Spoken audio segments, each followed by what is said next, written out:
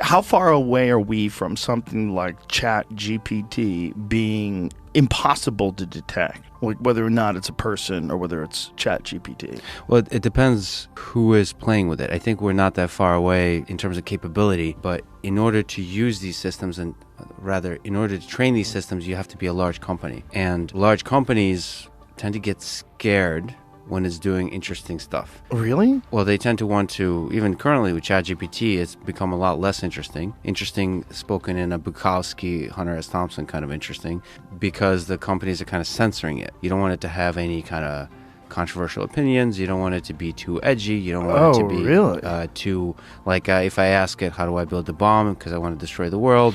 You want it to prevent that.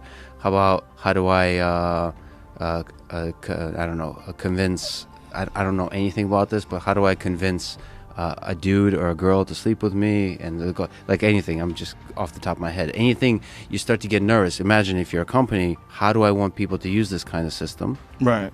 Especially because it's basically an assistant that gives you wisdom about the world, gives you knowledge about the world. You can it could be like, how do I replace a carburetor? Yeah, that's great. And it'll just answer you like a person. Yeah, that's great. But then There it is. I was trying to log in the whole time. It was busy, which is another problem of it. It's busy. Well, it's probably how many fucking people are using it? Everybody. Everybody's using this. It's freaking people out because it's almost like the AI gives us its first messages. It's like, remember the movie, what was the fucking movie with Matthew McConaughey and Jodie Foster? Contact. Contact. Remember Contact? Mm-hmm. They get the first signals.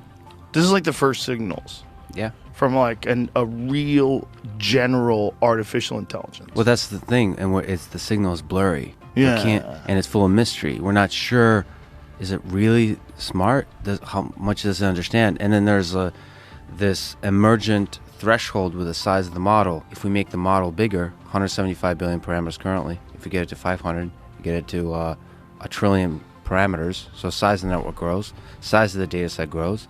Is there going to be a point where you're like, holy shit, it will, what if it starts manipulating you with the answers? It's going to manipulate world governments. And what do you do with that? What can you do with it? So, once it's been implemented, once it's out there, once it's copied, it's going to be copied.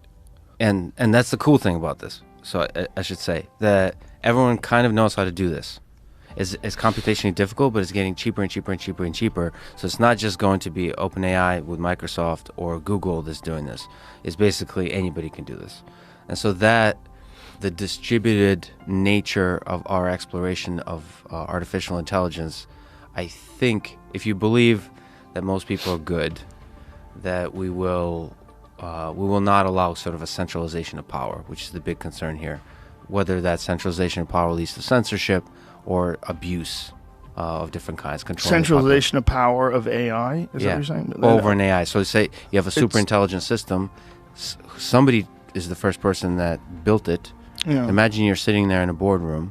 You have this thing you haven't released yet that it's able to, basically is a super intelligence, able to answer any question, able to give you a plan of how to make a lot of money, able to give you a plan of how to manipulate other governments into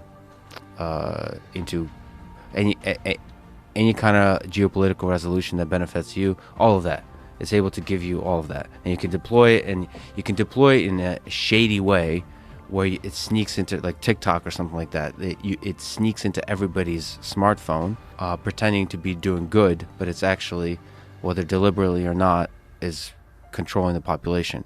So that's a really, that capability is there. The great thing is the people at the head of OpenAI currently, Sam Altman and others, really care about this problem. They were there in the beginning. They were the ones like Elon screaming about AI ethics, AI alignment. They're really concerned about super intelligent AI taking over. So glad they're concerned while they're building it. Well, you'd rather have the people about this stuff.